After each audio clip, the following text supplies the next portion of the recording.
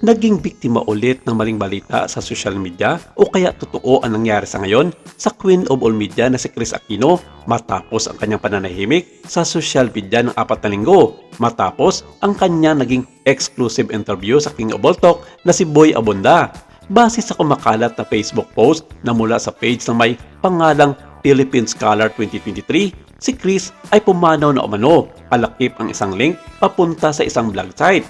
Hindi na mahanap ng kapamilya circle ang nasabing FB page, pero base sa report ng rapper ay umano na ito ang post ng 1,100 reaction, 343 comments at 165 shares.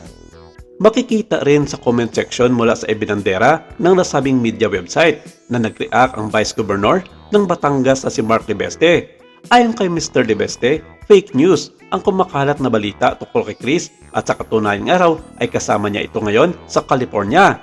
At bakit nga raw may mga gumagawa ng ganitong mga balita gayong alive and still kicking pang araw ang kanyang kasintahan hanggang sa ngayon at sa katunayan maganda raw ang naging resulta ng huling check-up ni Kris nitong mga nakarang araw na pagpapakita lamang na matagumpay ang mga ginagawang gamutan sa ngayon ng Queen of All Media na si Kris Aquino. Saad niya, Kris is very much alive.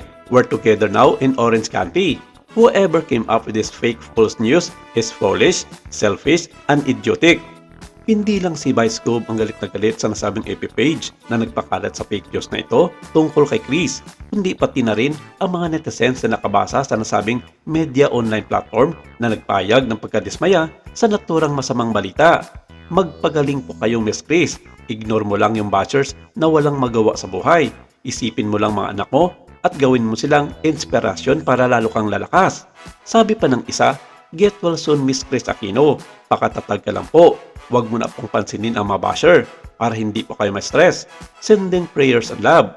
At ang sabi pa ng isa, magpagaling ka Kris. Laban lang at huwag mo napansinin ang mga tao na nagsasabi ng hindi maganda sa'yo kasi hindi sila Diyos para kausgahan. I pray for your fast recovery. God will make a way. Samantala, marami na sa mga netizens ang kinikilig matapos malaman na si Mark Libeste ang determined man na tinutukoy ni Kris sa kanyang post. Matatandaang nag-post ang Queen of All Media sa kanyang Instagram account nitong mga nakarang araw at noong birthday niya patungkol sa kanilang lagay sa Amerika pati na rin sa isang mystery guy na willing mag-travel for 13 hours para makasama siya. Sabi niya, I have a wonderful support system from my 2 sons, Alvin, Rochelle, Ate Room, old friends, and new friends here in the USA. But you need to be a very determined man of your words to fly 13 hours each way to spend a few days with me on my birthday. For his effort, I am grateful.